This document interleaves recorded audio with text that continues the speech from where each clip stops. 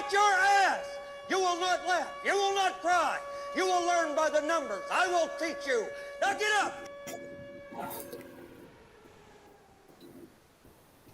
Good evening, friends. It's Friday, which means it's time once again for another episode of Hobbservations on Roads to Liberty. Thank you for joining us today. If you would like to get yourself some freedom swag, go ahead and head on over to Roads, the number 2, liberty.com. Pick up some of our shirts. They're great. They're awesome. Possibly the best shirts in the world. I designed a few. Ben designed a few.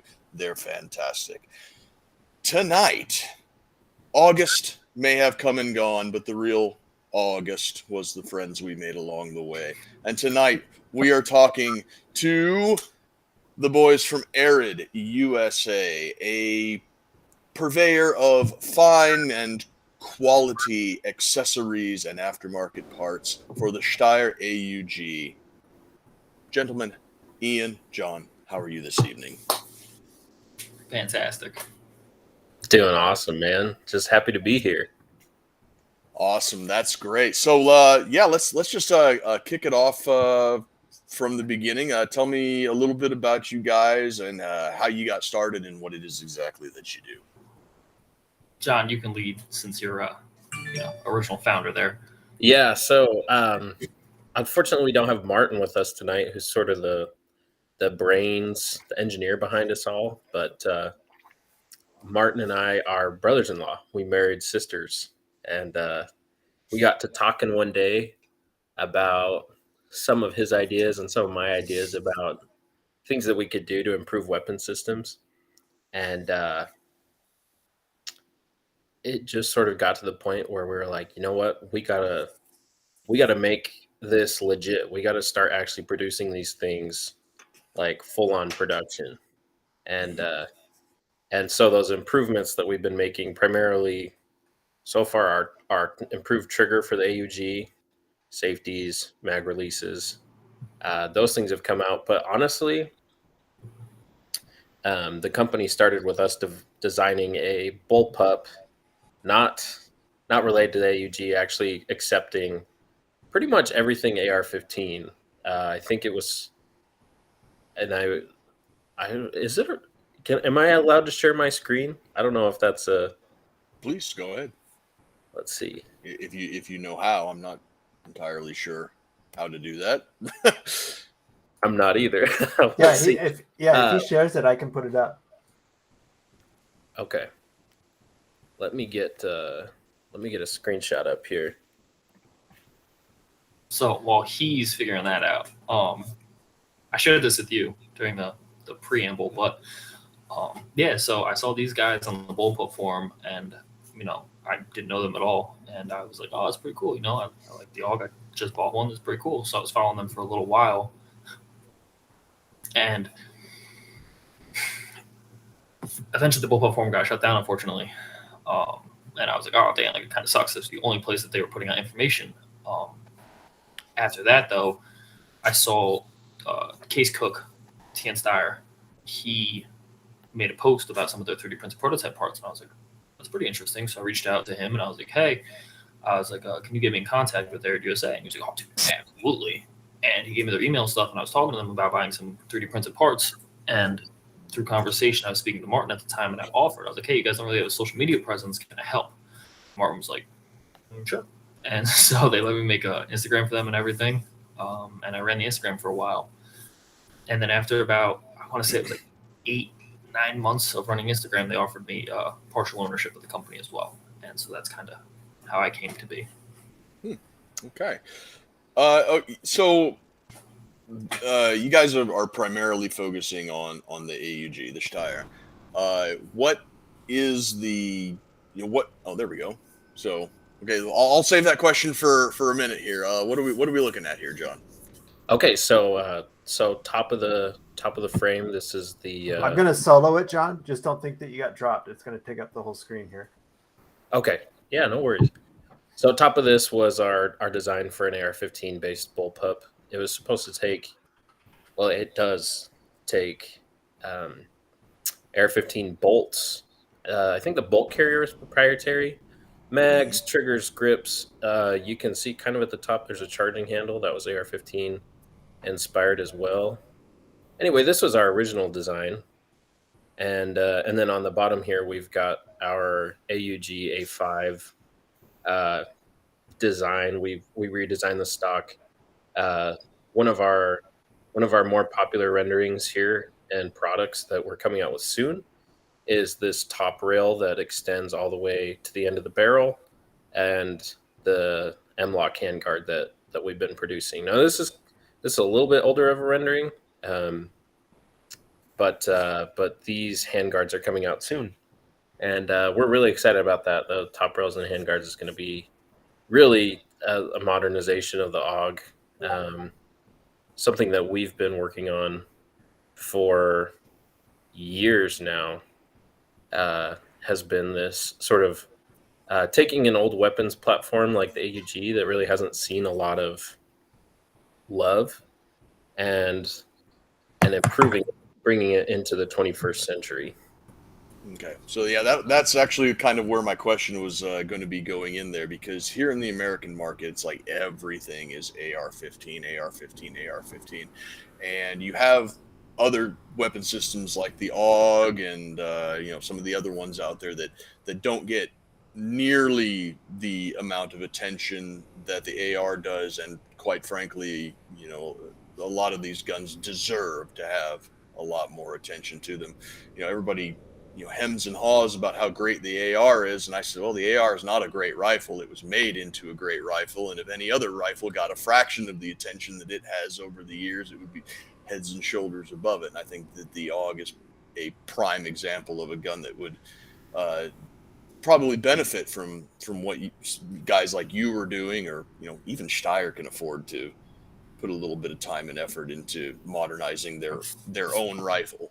So I'm looking at your rendering there, and the fore end of it, it's giving off, aesthetically at least, it's giving off vibes of the what was it, the A3 CQC that Steyr never put into production. But yours looks like it's a more robust and, quite frankly, better in every way. Well, I like to hear that. Yeah, a rendering's a rendering, and you take from it what you will, but it does look like, because the A3 CQC had that, that goofy end cap that you had to had that little plunger that you needed to pull back, and it was very fragile, and that's probably why it never went into production. And yours looks like it just, it all bolts together, and it encapsulates everything and keeps everything where it needs to be. So, kind of circling back around to the basis of the question here, why the AUG? Why did you settle on this rather than, say, like an FAL or an FNC or an AK, or the dozens of other great guns out there? Honest truth is that we're just fans of the AUG, and it was almost low hanging fruit, like very. I mean, there are companies that sell aftermarket parts for the AUG, but very few, and the offerings aren't. I don't want to say good, because there's certainly things out there like Corvus Defensio makes amazing parts, but they're one, kind of hard to acquire. They're an Austrian company, and two, lead times are pretty high for their stuff. Although our lead times probably, we can't beat Corvus right now, but a lot of it was that no one had taken it super seriously, but there was a lot of potential, and so it's been a passion project, honestly, as just we really like it, and we really wanted to make it better, and it just, the design itself, looking at it, you can tell the guys at Steyr really thought about how to make their rifle operate, and it's a design like that is easy to improve upon. It's interesting looking at, we've looked at doing stuff for like Tavors, for AKs, for the Springfield M1A, which we've been working on some optics mounts for. If anybody wants a spoiler alert for kind of what's some of our other stuff.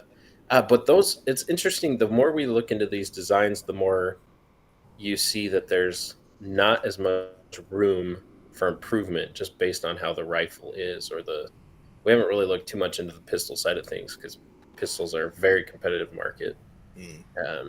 But yeah, the AUG it's easy, and it's been our baby. It's been something that we've loved. Yeah, to add to that, the AUG kind of sits in like a really weird spot. It's the third most used assault rifle in the world. Second or third to the AK and the M16 pattern family of rifles. There's over like 30 militaries in the world who use it, and something like 48 police forces, including anti-terrorist units. The AUG is a very widely used and beloved weapon system. The issue is it's kind of falls into a realm where it's highly effective, but a lot of people like it for nostalgia or retro reasons, and that kind of takes away from its lethality as a weapon system. People see it and they're like, oh, die hard, right? That's what everyone thinks. Which, don't get me wrong, it's awesome, right? You want people to embrace a weapon system and love it for one reason or another, but it does take away from the fact that weapon system as a whole is incredible. Like John was saying, in the 70s, quick change barrel system, wide use of polymers, relatively lightweight. I mean, it sits at about 7.5 pounds with just the top rail, not the factory optic. External bolt catch and release. I mean, you have things like the G3 where you that manual of arms, just like the MP5, you had to rack the charging handle and lock it back to change a mag. AUG didn't have that. Last round bolt hold open and a bolt catch and release. It was a very forward-thinking rifle, and like you said, it lends itself well. It's a great weapon system by itself, and there's tons of room for improvements. Steyr over the years, from the A1 to the A2, A3SA, and then the A3M1, not much has changed, but yet a lot has changed. And so I think we're kind of seeing a golden era for it, especially with its use in video games, movies, and YouTube personalities. People like Grantham, Lucas, Bakken from T-Rex Arms. Tons of media coverage now of the AUG, and it's kind of like in a golden era. A lot of people are recognizing it as being a capable weapon system. People in America, though, I feel the AR-15 is America's rifle, right? Always has been, always will be. Since its inception at least, it's a fantastic weapon system. It's great. It does a lot of things really well, but people are scared of things that are abnormal to them. And when you see something that's pretty much backwards from an AR, it kind of scares people, and they're like, it's weird. Like, I don't know about all that. Or, people tend to think that polymers are weaker or less effective than something that's fully aluminum or steel, right? Which just isn't the case. I mean, yes, there was the really rare batch of bad stocks, which we've been keeping track of. It's less than 50, which is like a 0.01% failure rate, which is, far less than most weapon systems have in their life cycle. But when you have one weapon system that's known as like a country's weapon system, right? They are 15 M4 platform, and then they're just so affordable. I mean, PSA has them for $500. You can't beat that. And then, you look at the AUG, which is very much a premium weapon system with a bunch of features that not everyone needs, that not everyone can afford, frankly. It's coming in at $1,400, $1,500. That's amazing, but that's still quite pricey. And not everybody can afford that. And when you look at that price versus familiarity and part commonality, it kind of, scales start to tip a little bit. And I think that's the biggest detractor from the U.S. market. That, and like John and you were saying, is lack of aftermarket support is a big one. Mm-hmm. Yeah, there seems to be a. What's up, Ben?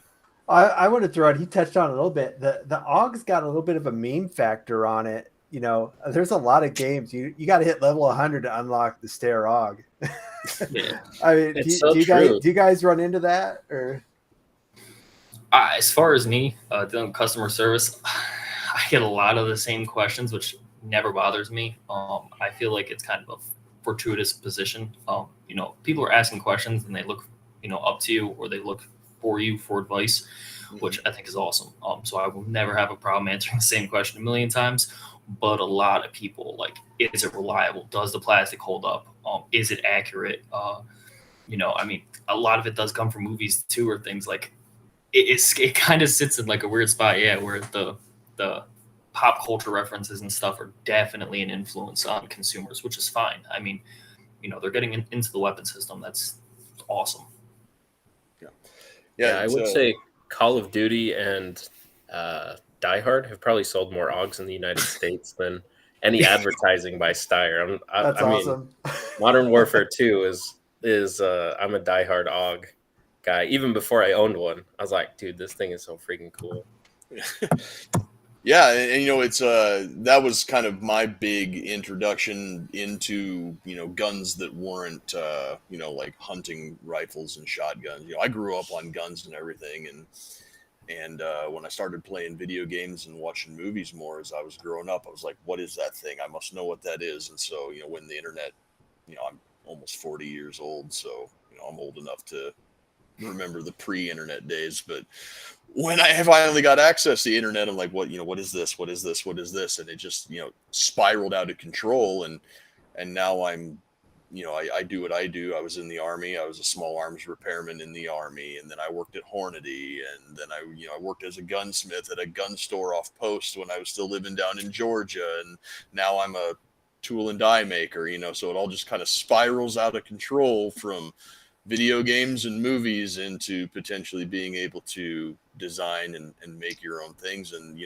whatever gets you guys into the hobby, that whatever gets people into it, man, it's as long as you're safe and responsible and you ask the right questions and you get with the right people, sky's the limit and everything. I had another question and now I forgot it because we got off onto a jag there, but you got you guys you got your top rail, which was the thing that really stuck out to me. That's how I talked to Ian first. So I dropped a comment on one of your posts when you showed a picture of your top rail, and I think I said something along the lines of Steyr AUG aftermarket parts are so hard to find that look like they're both aesthetically pleasing and effective and robust, and yet here this thing is killing it. And so you mentioned one of your, I guess, competitors, Corvus. I didn't want to say the name, but since it's out there now, we'll just go ahead. And we'll just go ahead and run with it. And I've looked at some of their stuff. I am interested in the AUG, but the aftermarket and the price, just like Ian was talking about, those are the two hindrances right now. And I looked at the Corvus stuff. Like how can I mount flashlights, IR lasers, things like that. And I've looked at the Corvus parts, and while they do look well made with a price point to reflect it, they look like snag hazards. Just to put it bluntly, they got a lot of stuff that just kind of sticks out and floats there in space. And I'm just like, that's going to get caught on webbing. That's going to get caught on holsters. That's going to get caught on a door as I'm getting out of a vehicle, or, any of the nightmare scenarios that you can possibly think of when you're trying to actually work around a weapon system.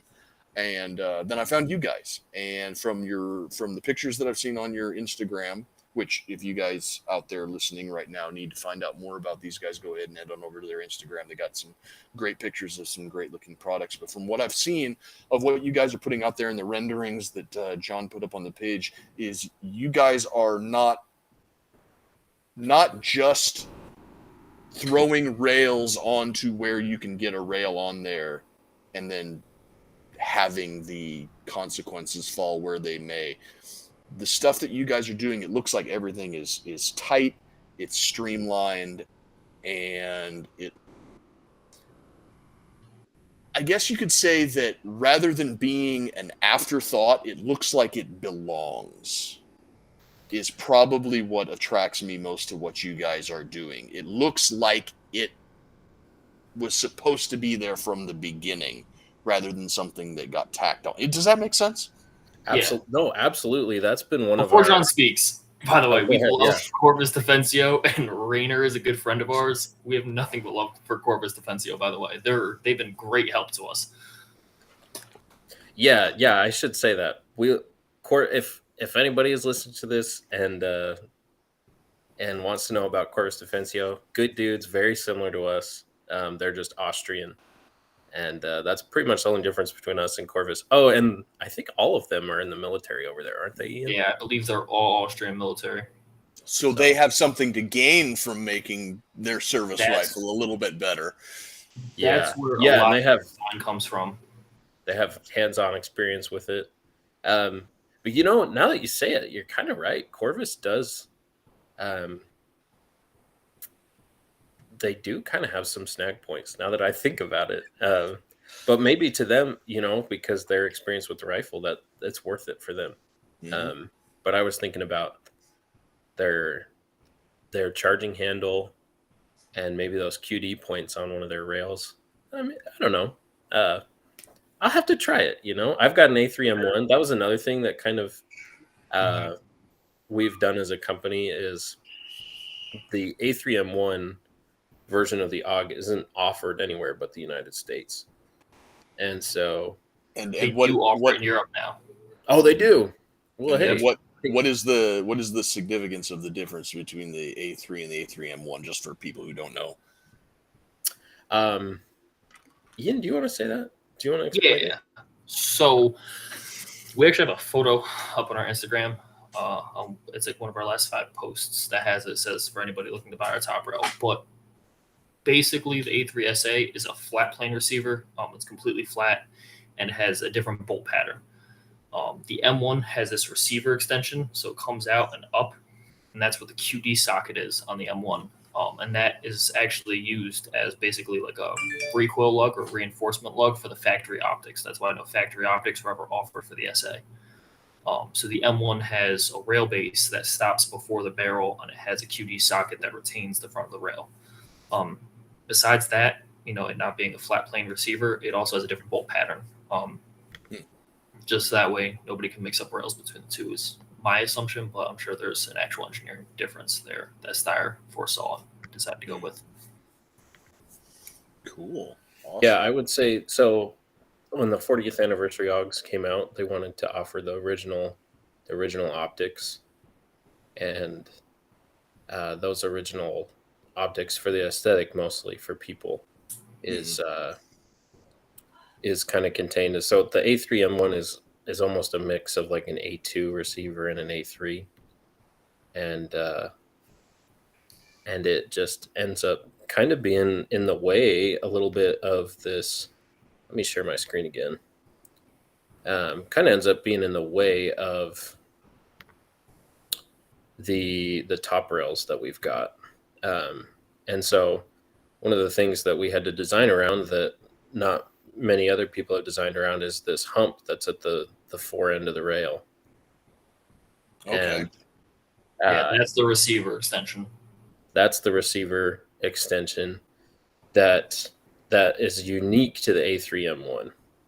The A3SA just goes straight out, no hump, and so that's been another sort of selling point for us, is that I would say probably half the AUGs in the United States are A3M1s, and they're still being sold, and so there's a market for aftermarket for these things. And to add to what we were talking about, the design belonging to the rifle, that's been something that we've spent numerous hours on discussing the aesthetics of what we produce, trying to match and modernize. We really did try to get into the design intent of the AUG, and not do anything that makes it look too crazy or makes it not look like an AUG. So we think of our stuff as sort of like if we were trying to make an A5 or an A4, because we're on the A3 right now. I don't know why we went with A5. Maybe just because we were like, yeah, we're 2 steps ahead of Steyr. I don't know. Yeah, we're working on it. But, Honestly, the credit goes to Martin. He painstakingly makes sure things line up or look good. I mean, like something as simple as our charging handles. I think we had John, like 20-something revisions, which is all just very minute changes just to keep the shapes and the body style of the AUG. I don't even know what version of top row we're on now, Oh Handguard. boy, probably 200. Yeah, I mean, and that's the thing that people don't realize is Arid as a company has existed for 2 years, but the development of the top row Handguard and a lot of these parts is 8-9 years deep since John and Martin, fell in love with the platform. And we're just, having fun talking to each other about it. I mean, as far as quality of parts go, we're not the ones to release a product because there's competition releasing a product, right? A lot of people have said, "Oh, well, you've seen comments." Actually, the post you mentioned about speaking to me on, somebody commented right before you, "Why would I go with your rail over Corvus?" Don't get a Corvus rail. They're fantastic products. I'm not here to argue one way or the other. I will just give you information, and you can make that decision. We aren't going to release a part before it's ready because the competition has. Our parts will be perfect. That's it. We have delays. Things happen, but they happen for a reason. And we're going to make sure that our rail locks up perfectly, is tight, doesn't cause, any fatiguing of the bolts, doesn't cause any fatiguing to the receiver. We do the research. We take the time to make our products right. That's just it. I mean, our brass deflectors, for example, John, we use a lot of 3D printing for prototypes. And I think we went through like 30 something prints. And then off of that, we had 4 angular faces that we used. And then off of that is how we finally got the right one. But it takes time. I mean, I don't even know how many rounds do we have on the brass deflector before we released it. It was something like 20,000, I think, across the team. 25,000 across all 15 of us. Mm-hmm. With some full auto, some suppressed. Yeah. If it recorded every round, it failed, we made an adjustment. Literally one failure, stoppage, or rejection on any gas setting, back to the table. And we did that multiple times. We've had to cut the face back, bring it back, angle it. Yeah, even the selection of the screw was important. We had to get, just for aesthetic reasons, we had to go with a low profile socket head, which I guess they're fine, but I'd rather have a full on socket head on those, which is probably too technical for I'm not going to say for the listeners, but just to go into too much, I don't want to get boring. Yeah. But yeah, it's interesting that I never thought that I would do this much painstaking nitpicking of my own stuff, and then turn around and try something to, like analyze it, come up with a solution, and then it still doesn't work. Yeah, it's rough. It's vicious. Like, you don't want your part to fail. You want it to succeed first try, but you also want it to fail. You want to see that growth and that cycle. John can attest to it. Most of our conversations aren't about how good things look. It's what coating are we going to use? What thickness? What are our tolerances? What hardware are we going to use? The amount of, for example, our trigger, even while it was being produced, we were constantly redeveloping it and trying to figure out, okay, well, we're going to change from a ball bearing to, a flat tip screw. We tried polymer there. There's constant evolution of our parts, and it never stops. It's rough. It's kind of vicious. Yeah, it definitely is. I'm not nearly you guys' level, but I've designed a couple of things, and then I try to make it work, and then when it doesn't work the first time, I'm like, "Fuck this! I'm done." And you just want to throw your hands up in the air and walk out the door because you put so much of your valuable free time into trying to design something, even if it's just a one-off part for yourself. You want to see it work, and then when it doesn't, it's very frustrating. But I do see the value of trying and failing and trying and failing and trying and failing, and then eventually when you get it right, that's got to be like getting off of your couch and running a marathon eventually, right? It's the feeling of accomplishment has got to just hit you right in the feels. And from the sounds of it, you guys are dedicated to, it's better to be right than it is to be first. Yeah. I'll be 100% honest with you. The amount of times John or Martin has been like, "Guys, good news, part failed." We're like, awesome. Like, thank God we caught that before it's been released. Yeah. I like to think us personally much akin to somebody like Scalarworks. Scalarworks, right? Amazing mounts, probably some of the best mounts on the market.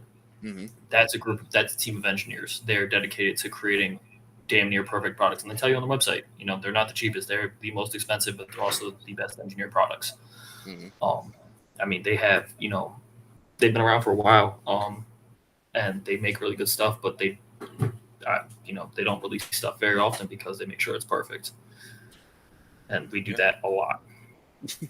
So the top rail that you guys were talking about, that's one of your products, but you also mentioned a charging handle and a trigger and a brass deflector.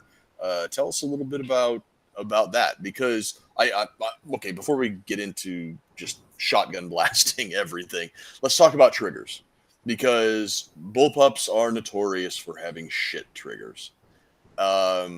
What went into your thought process on not only can we make our own trigger for the sake of making our own trigger, because there's way too many companies out there that are just reinventing the wheel just to have a product that's like, oh, this is our Glock trigger. It's the same as every other Glock trigger, but it's our Glock trigger, right? It comes in purple.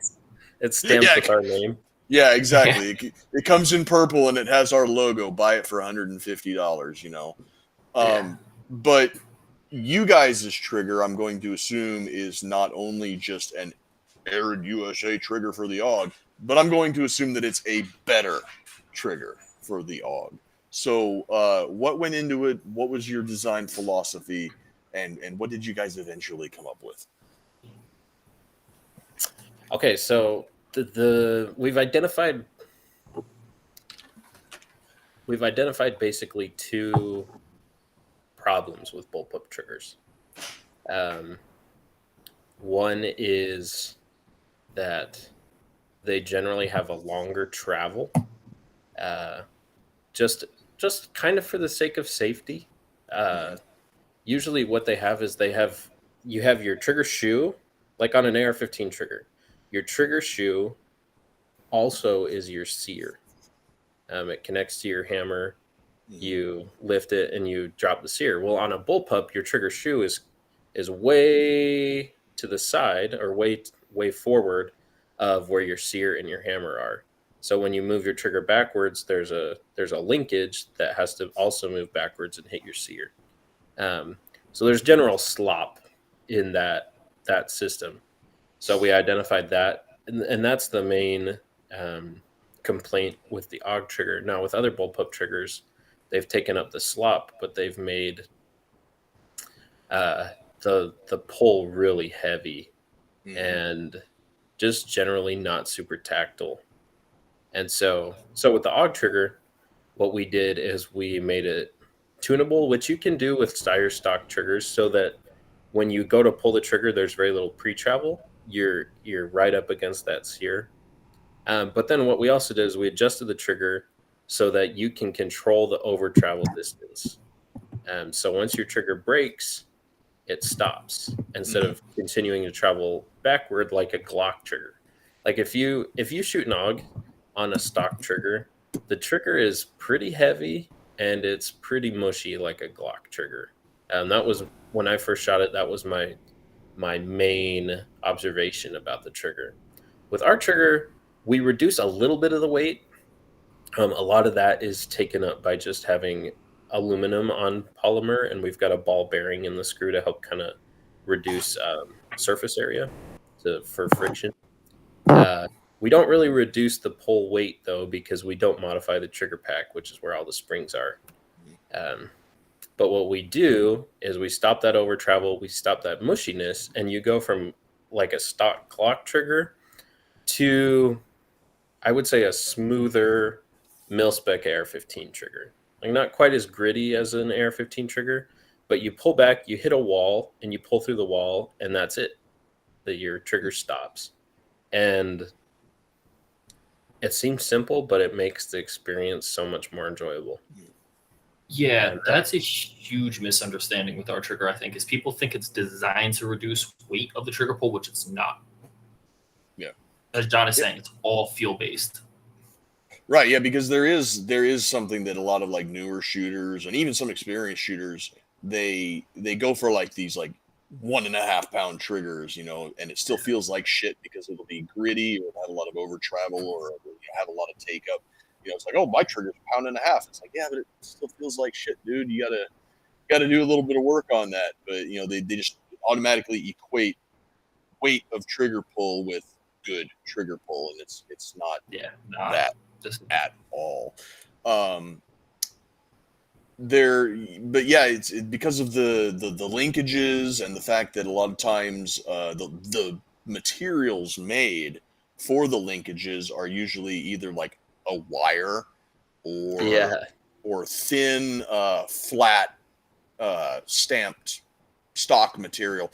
There's a lot of flex, and when you get a lot of flex, I mean, that's going to make the trigger feel sloppy. But then, like, if it flexes and it presses up against either like your polymer stock or presses up against your receiver, that'll make it gritty or increase the pull weight or anything like that. So do you guys use a different material to kind of stiffen up the linkage, or are you guys still using the stock linkages? Currently, we still use the stock linkage.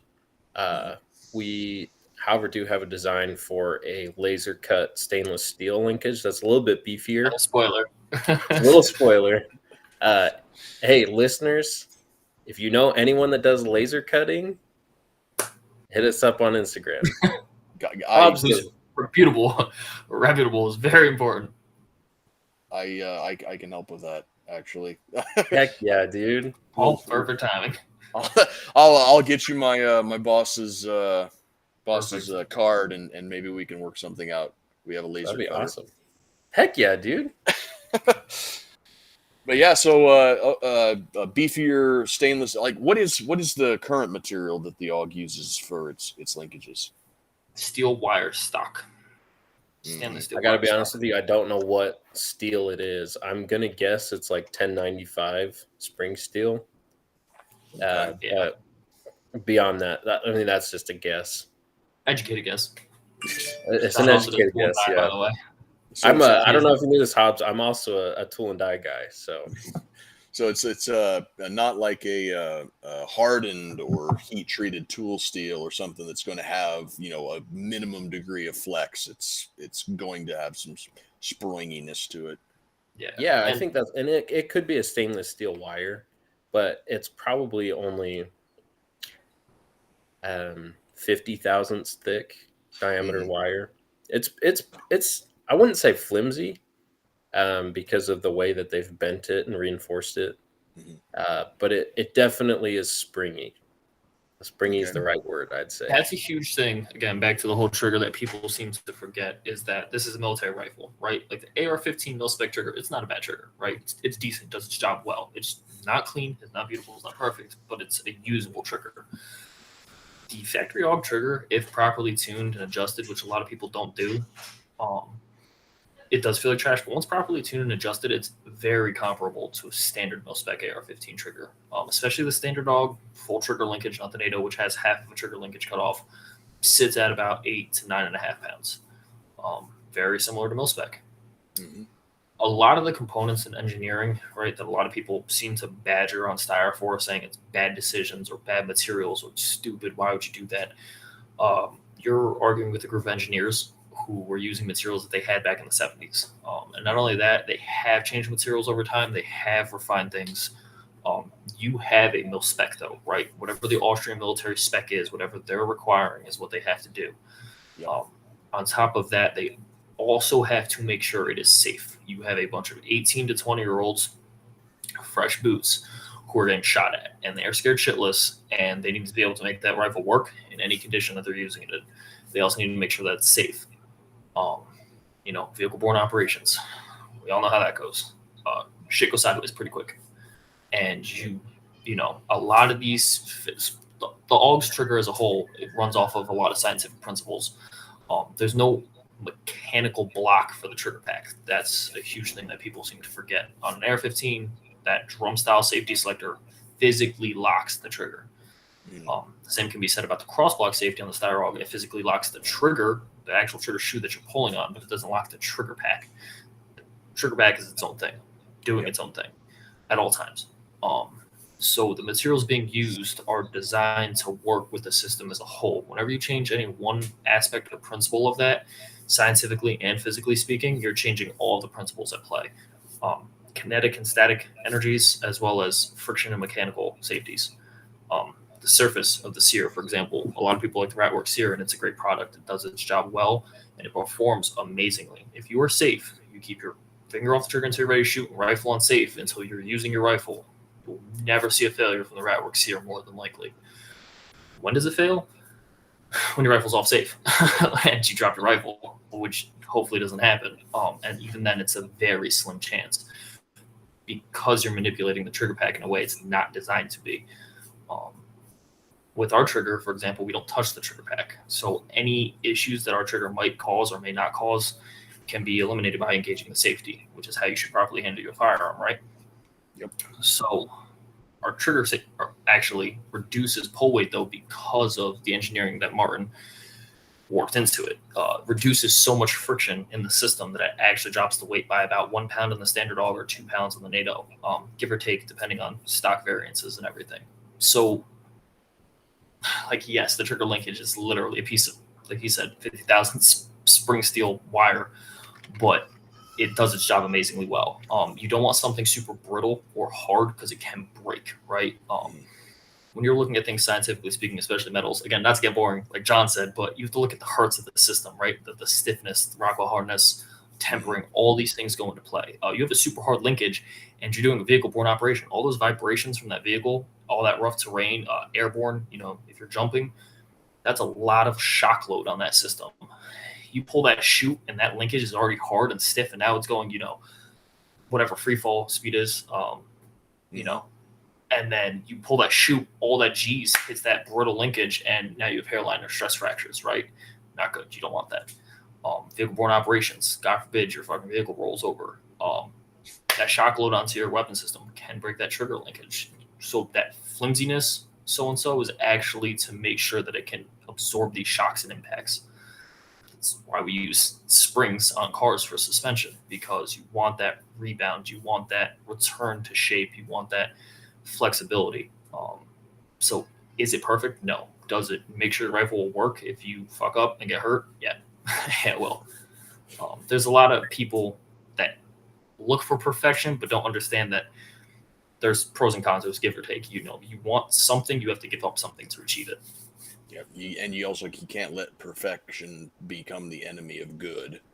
Yep. Like you said, you can chase ounces on a trigger. Cool. You have we have a customer. Me and John talk about this all the time. Me, John, Martin, and Nick talk about it. We have a customer who runs the Steyr Red spring kit, the Ratwork sear, a trigger tamer, and one hammer spring, and he has like literally 1.5 pound AUG trigger.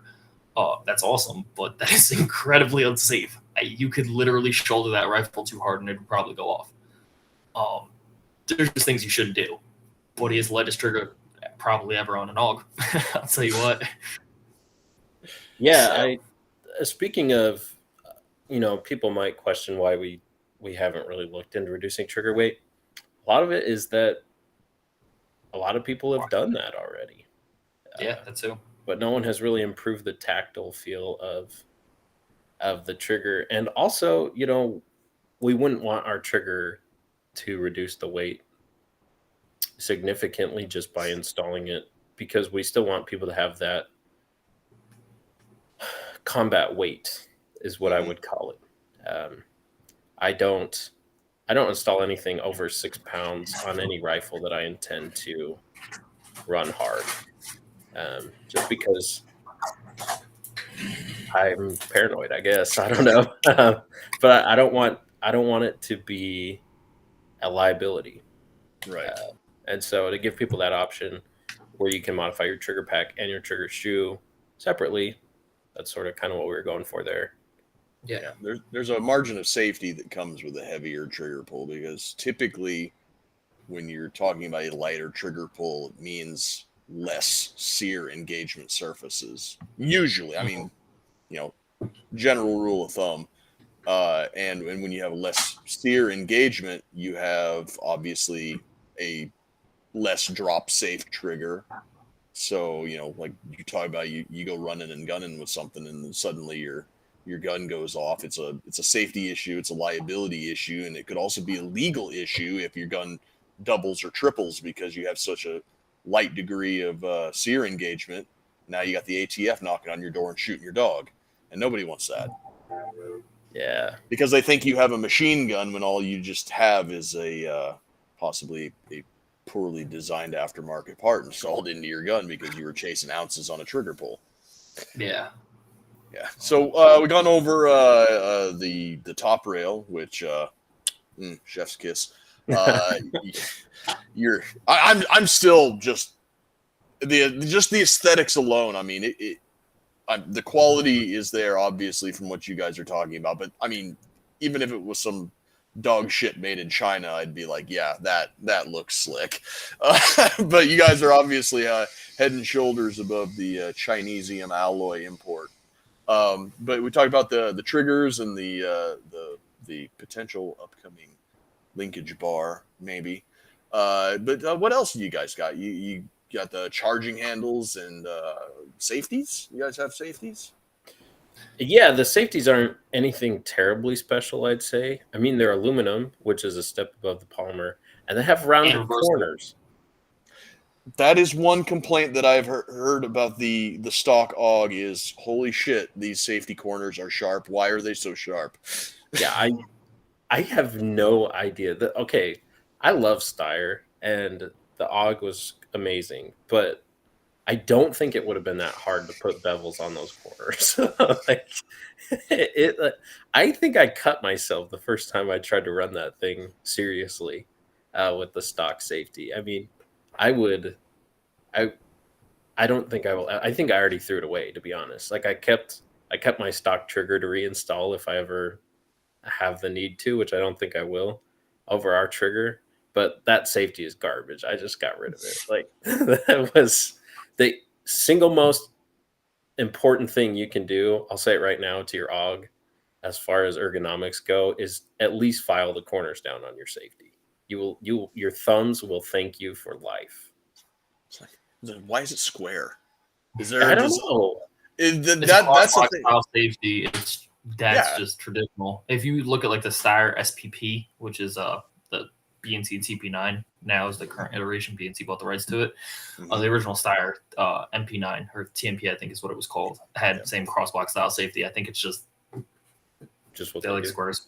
I don't know. Yeah, it's like every like, yeah. It's like every sporting shotgun, everything that has a crossbolt safety has a nice rounded with a nice dished surface, and Steyr's like, nope, sharp corners, cut your thumbs, man up. Let them know. Yeah. Maybe Austrians just naturally have calluses there. I don't know. Maybe that's an Austrian thing.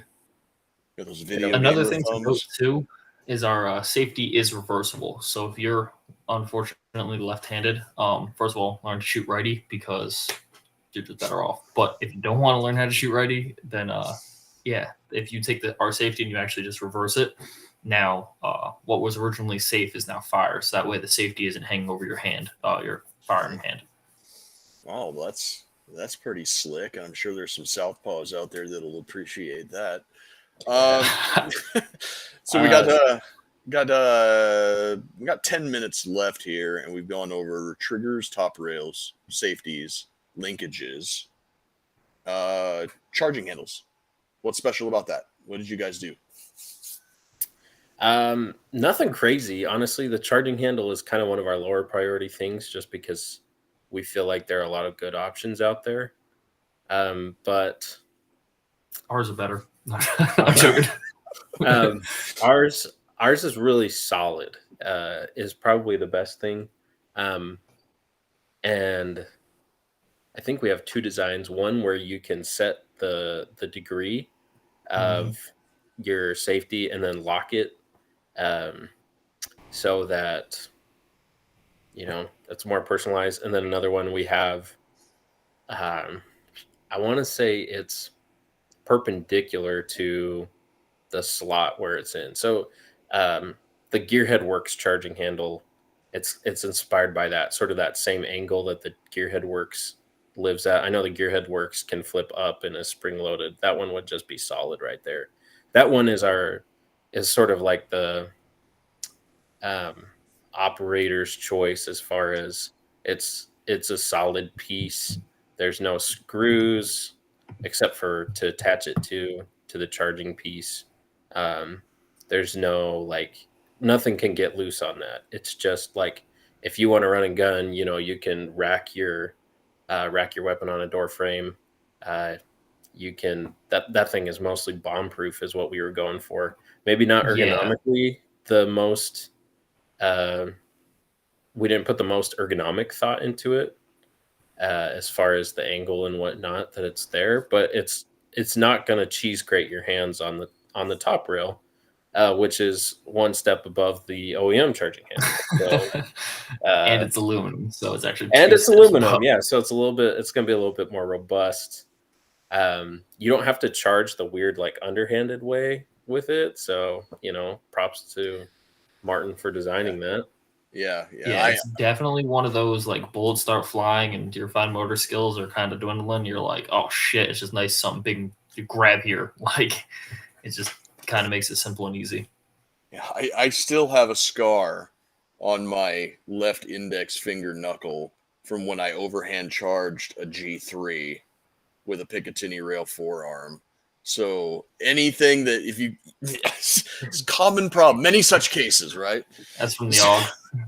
Yeah. So anything that does away with that common problem for those kind of forward mounted, if you don't have to have a certain way of doing it, options and gross motor skills, like you were saying, are going to be your most important things over there. So we got like 5 minutes left. We still got a couple of products that I know of, and you guys can just take this to wherever you want. But we do have some people watching and nobody's asking any questions.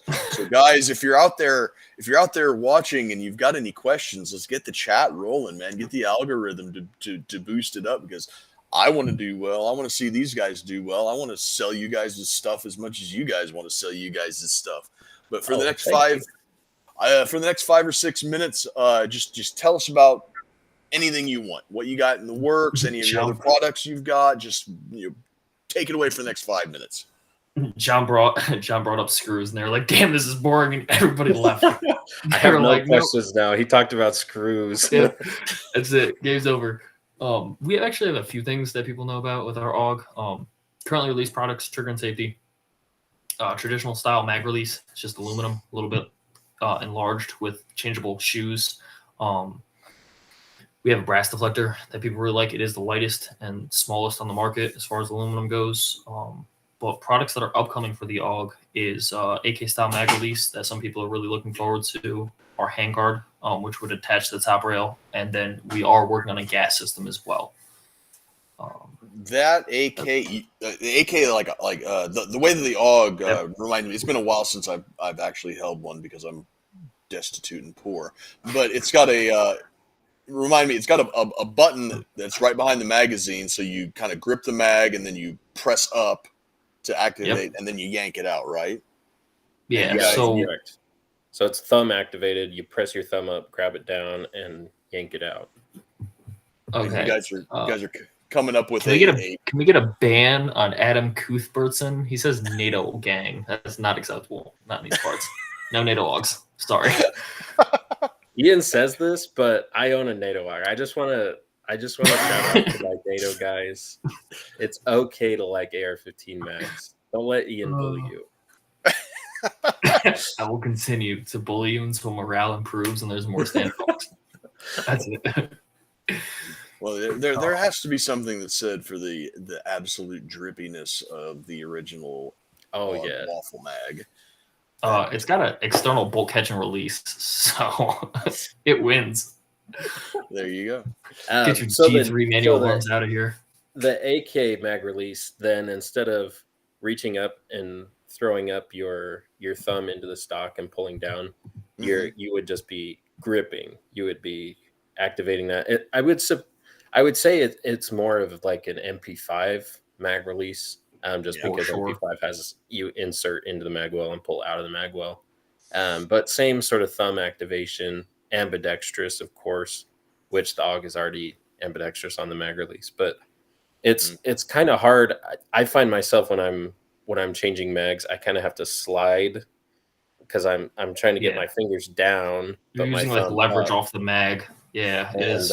And so just being able to grip and pull down is pretty exciting for me, honestly. I'm very impatiently It's the waiting little for the things in AK life. mag release. Well, that's one of the biggest bugaboos about not just the AUG but any bullpup is how slow the reloads tend to be. I think probably the one that's fixed it the best has been the Tavor X95, where you got your finger right there like an AR-15 mag release. I don't even know how they accomplished that, but what you're talking about, that Israeli magic, Mossad agents are just like, there's a tiny Mossad agent that's dropping your magazine for you. Telekinesis that lives inside of each X95. Like, I'm excited too, because it sounds great, and it sounds like one of those, like, why wasn't it this way from Go? But yeah, that great, awesome. When? Yeah, that's a good question, man. I'm impatient for it too. Like, it's bad when it's far enough out that I'm like, man, I don't even have a prototype that I can satiate myself with, oh shit. I would say another thing, we're looking at other weapon systems. We're looking at the MP5, the AK-47, or the AKM really. And the M1A is going to get some optic mounts that are low profile, for one, really solid. And it won't necessarily have to be a scout rifle as far as optic mounts go. I know a lot of those are pretty far forward. These are going to put it right where it needs to. And you can go combeless. I don't know if there are any M1A gang out there, but there are a lot of optic mounts. You have to have like a 6-inch comb or something on your stock. They're rough. So. Yeah, puts it right at normal AR-15 optics height. So John's a simple creature. He loves AK mag releases. That's like his jam with the AUG. I've been literally just dreaming over this gas system. Just anything to really tone out that system and allow adjustability. That's like, I bully Martin about it daily, pretty much. He's blocked my number several times. Dude, it's just I'm a nerd for suppressed systems and gas systems. That's like, I forgot we do have a suppressor gas plug in the works that's adjustable, not just pre-drilled for suppressed use. Yeah, it's a standard plug with full settings, and then all the settings are tunable as well, so you can tune everything. It's going to be, hopefully, I mean, it's a while out, but it's okay. Just forewarning though, it is kind of chunky. But it does. I still think it does keep the aesthetics pretty well of the AUG. Yeah, it's actually, if you look on our renders, you can see it on the right side. It's been showcased a little bit, little Easter egg for anybody who's wondered why it looks so funny over there. Yeah, that's another thing that I haven't experienced it firsthand, but I've read and heard that the AUG doesn't suppress well. Is there any truth to that? No, just from stock. Stock AUG does not suppress well. Don't buy a suppressor gas plug. Yeah, it's pretty rough. It also depends on the suppressor. So I run a Surefire RC2 on my 14.5-inch factory barrel and my 16-inch. I mean, I don't have a problem with it. It can be a little gassy depending on the ammo you use. I mean, there's a lot of variability there. I mean, moisture content in the air, in the weapon system itself, how much lubricant you used, what ammo you're using, the suppressor you're using. But generally, that suppressor gas plug really takes the bite out of it, and it does vent a lot of the gas. The biggest issue, which is what our gas plug is trying to fix, is there's port flash and port pop. The port pop really isn't that noticeable. I mean, it's just as loud as the gunshot, realistically. But the flash, all that expelled gas, some of it can ignite post ejection of the round, and that's where like the famous AUG fireball pictures come from. But as far as gas to the face, it can be a little bit rougher for standard users because the dust cover on the left side does leak a little bit. NATO gang. We're also working on a dust cover, upgraded dust cover that's gasketed, by the way. But no, it's not that bad. There's a large over exaggeration with the AUG, bad trigger, poor to suppress. It's usable. It's not bad. It's not like the Tabor. The Tabor literally destroys itself if you're not using something like a Huxworks Flow 556K. Has to be flow through. If you suppress the Tabor, it will destroy itself. That's something I had. I mean, not immediately, not like 100 rounds, but I mean within a very short lifespan. Awesome. So that's about all the questions that I have, and we are running a little bit over an hour, which is fine. I mean, I can sit here and talk about this shit for a day, and it's not Me too. bother me at all. But is there any other things that you would like to showcase or talk about, or have people keep an eye out for? Yeah, actually, I wanted to wish congratulations to John. He just had his son, so that's a pretty awesome achievement for us. Thank you. Yeah, you're welcome. That's actually why our top rails got delayed. His son got born the day of our release date, so that was pretty cool, actually. Well, congratulations. I'm a recent father myself, and she's a year old. She's a year old. My boy's third birthday is going to be on Monday, so heck yeah, kids are awesome. I mean, if I can wax on about kids for a little bit, it's crazy. Those of you out here that don't have kids, highly recommend. I don't know what it is. 10 out of 10. The greatest it's joy in so the cool. world. It's fun to be a dad.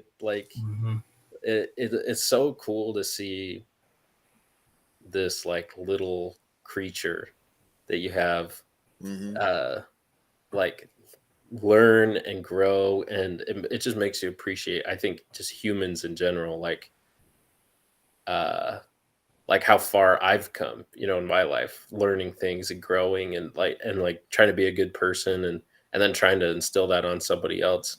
I don't know. It's taught me a lot about myself. Anyway, we got a question over here from All Who Wonder. It says, it's for a niche use, but is there a gas plug that blocks the gas venting entirely? When using GR mode, it still vents into the grip and, of course, isn't quiet. So, no. So GR is the grenade setting. It's found on both gas plugs. The issue, so with as far as gas venting onto the folding grip, that's just a gas block issue. Basically the gas block is superheated until it expands, and they press it on with like a 100-ton press or something ridiculous, and then it cools and kind of friction welds itself into place. It's not a perfect process. It's kind of chaotic. Sometimes they leak. It's just kind of a part of the system. It is what it is. As far as blocking the whole system, the only reason you wouldn't want to do that is you'd pretty much overgas your system. That'd be a lot of pressure that you'd have to be containing inside the barrel and chamber without it cycling. I mean, if you stored all that gas in the system, it would have to cycle. It would probably be the most violent cycling you've ever had in a weapon system. It'd probably detonate a bolt carrier through your butt stock. I mean, you're thinking, which chamber pressure on an 5.56, like 50,000, 55,000?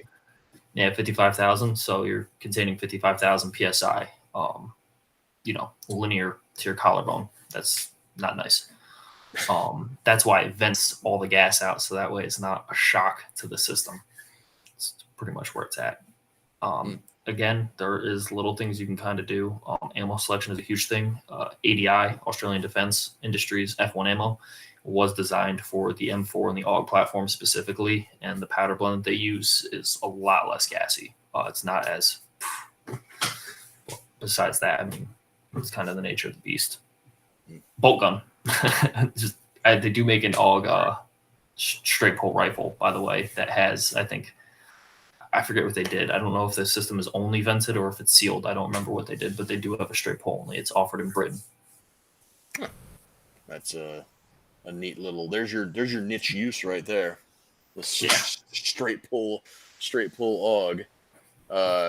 So thanks. I hope that answers your question over there. I was kind of hoping and expecting a few more questions, but let's just say that we were so compelling that they were just left in awe. So we got another one over here. Jerome Bugit. Sorry if I'm pronouncing your name wrong. Hi guys, good to see you live on YouTube. I'm on the R AUG. Love my AUG. Has Arid trigger in it. Good stuff you guys make. Good Thank you. compliment there. And All Who Wonder says the goal was to make a pseudo straight pull bolt action. I appreciate knowing why that's impractical to do with the standard barrel. Thank you. Yeah, So- I mean, like I said, if you put it on grenade and you suppress it, I mean, it's 5.56. It's going to be supersonic unless you buy some Sonic 223s and shoot out of it. But if you suppress the system and put it on grenade, the Austrians actually have been known to do this, and it does turn it into a straight pull rifle.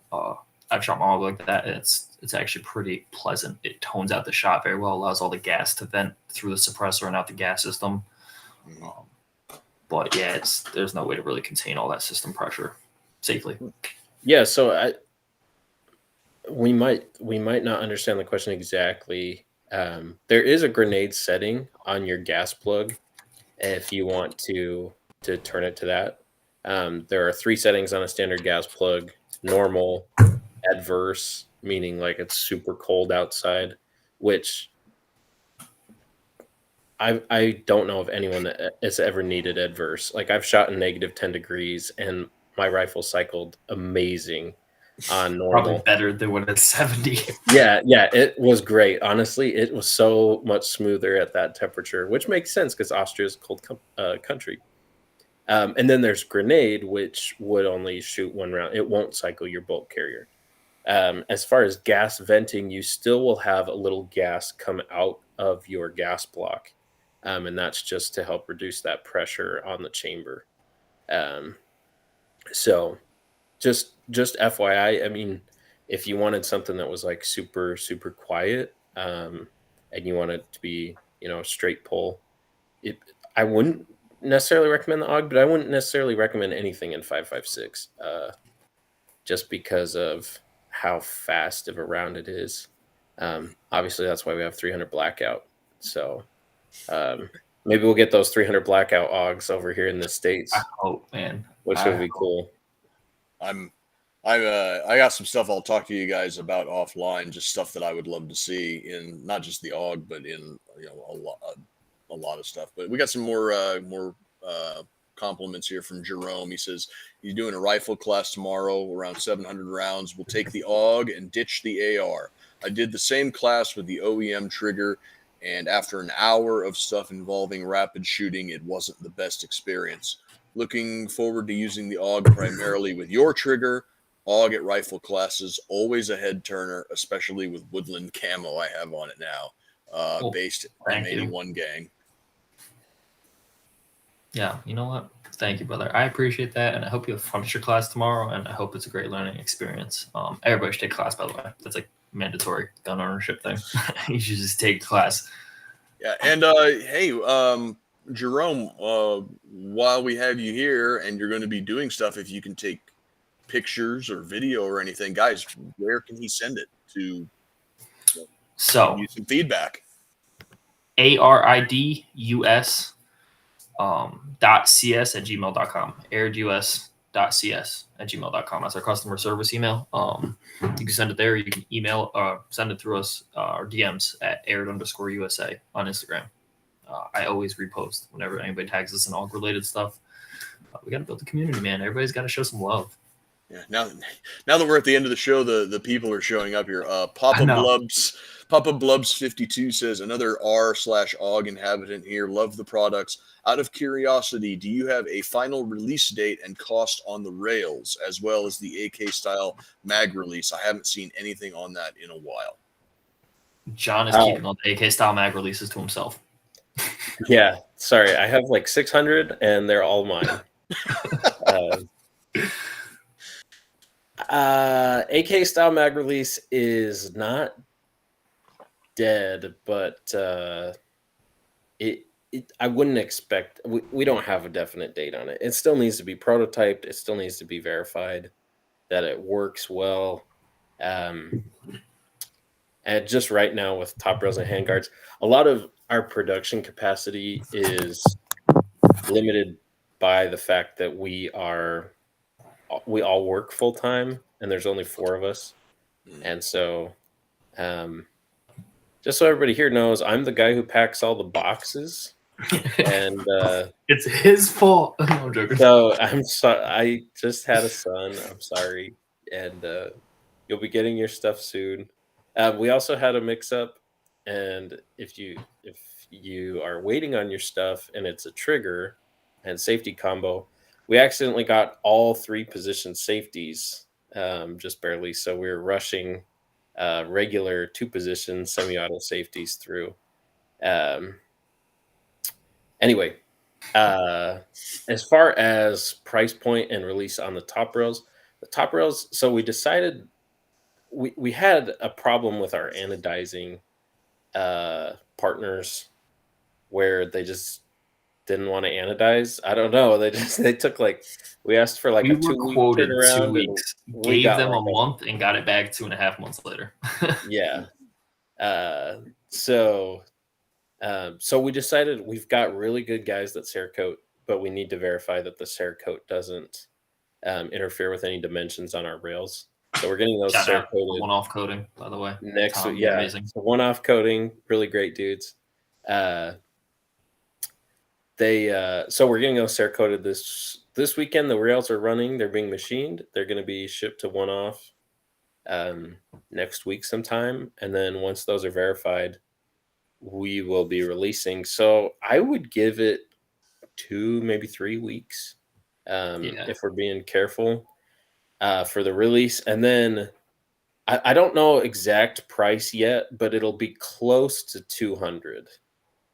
So yeah, it'll probably sit like 190 for the 35 slot SA, 200 for the 35 slot M1, and then 210 and 220 respectively for the 40 slots. Somewhere in that kind of staggering price range, just because the SAs are nice and flat. It's a little bit easier to make those. Yeah, there's a lot less material to machine away. There's a lot less material to buy. A lot less waste for the SAs. And then handguards, I don't know if we necessarily have a price, but they are going to not be crazy. Definitely not above $100, I would say. But our goal is we're not here to make $1 million off of selling AUG parts. We're here to modernize an awesome weapon system and give it to you guys affordably. Our margins aren't anything crazy. They're honestly, a lot of people probably say they're dumb for us as far as business practices go, but we don't care, man. We're not trying to, take money from you guys like that. Obviously, we need to keep our doors open and pay our bills, but besides that, I mean, that's why our trigger is like $160, and you get a safety with it. I mean, Cowatex trigger, amazing product, by the way. I've never got my hands on it, but it looks absolutely astounding. Is like a $450 trigger, respectively. So, throwing that out there. Awesome. Well, if there's no more questions and you guys are done talking about what you have going on, I think we'll probably call that a night. Stick around for a little post-show discussion. Thank you, everybody that joined us for tonight. Better late than never, I think. Although I think I need those photos, Jerome. I'm holding them. I'm holding you to it. I'll find you. Yeah, we'll definitely be keeping an eye out for anything on the gram from old Jerome over here. But yeah, so I'll show up at his class tomorrow. Oh, geez, we got another question over here. Agar, with the extended rail, if you mount a D2 on the extended portion, can you use the M-lock mount below for a sling QD still? What's a D2? Am I just don't have a D-ball D2 IR unit. Honestly, you should be able to, depending on which mount you use.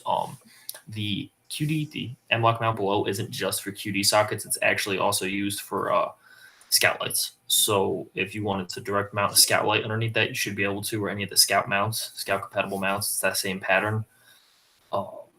It would really just come down to tolerances interfering and how good you are with the Dremel. I mean, it could, tolerance stack beautifully and you have no issues, or you might have to round out a corner with the Dremel on the QD socket. If you take a Dremel to your lamb, that's a little crazy. So I don't recommend doing that. Yeah, there we go. Okay, so I think we'll call that a night. Hopefully nobody jumps in here and like answer my question. Oh, they went. Yeah, if you got questions, just hit me up on Reddit. I'll be up for another 2 hours probably. Nope, Also, Papa Blubs, thanks, man. Appreciate it. Yep. There you go. Yep. So, thank you guys. Appreciate it. All right. Yeah. Thank you, everybody. For the guys over at Arid and us here at Roads to Liberty, I'm Hobbs. That was Ian and John with Arid. Go to aridusa.com. Check out some of their stuff. Buy some of their stuff. Go to our website, roads2liberty.com. We got shirts and mugs and other stuff that you guys can wear to piss off communists or whatever. It's great. It's grand. Thank you all for joining us tonight. Thanks for the questions. Thanks for the support. Y'all have a wonderful evening.